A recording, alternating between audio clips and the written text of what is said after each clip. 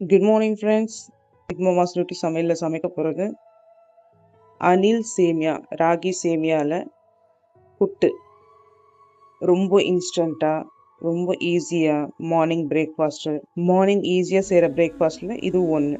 ஈஸியாக கடகடன்னு முடிஞ்சிடும். நல்லா டேஸ்டியாகவும் இருக்கும், ஹெல்த்தியும் கூட. ராகினாலே ஹெல்த்தின்னு எல்லாருக்கும் தெரியும். ஸோ போகலாமா? ஓகேங்க, எப்படி செய்யுது நான் சொல்கிறேன். இந்த இன்ஸ்டன்ட் அனில் சேமியா இருக்கு இல்லைங்களா, இதை நான் ஓப்பன் பண்ணி இங்கே நான் உப்பு தண்ணி சால்ட் வாட்டர் வச்சுருக்கேன்.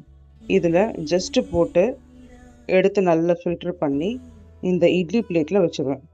இட்லி ஸ்டீமில் ஆல்ரெடி கீழே தண்ணி வச்சுருக்கேன். இதில் வச்சு இட்லி நம்ம பாயில் பண்ணுவோம்ல, ஸ்டீம் பண்ணுவோம்ல, அதே சேம் ப்ராசஸ் தான். ஸ்டீம் பண்ணி எடுத்துக்கணும். ஓகே, நான் காட்டுறேன். ஓகே,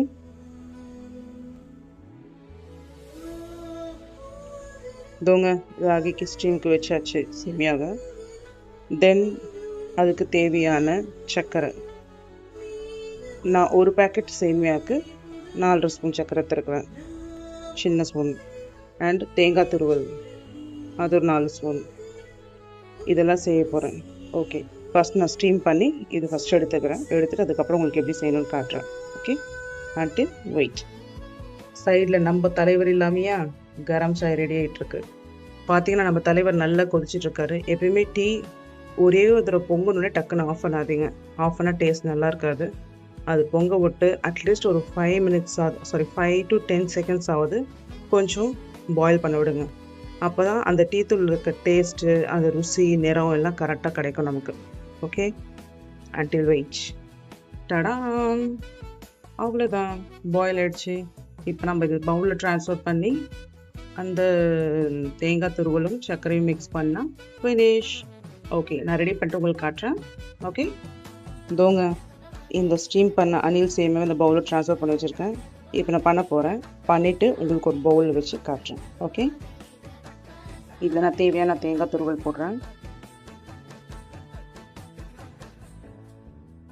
அண்ட் நான் சொல்லிக்கிறதுங்களா 4.5 ஸ்பூன் சுகர், அது. ஓகே, இதை நான் மிக்ஸ் பண்ணுறேன்.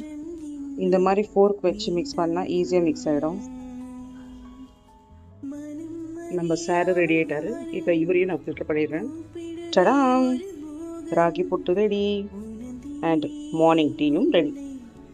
மார்னிங் கரம் கரம் சாயோட ஸ்டார்ட் பண்ணலாம் நாள். Okay, have a great day to all. By.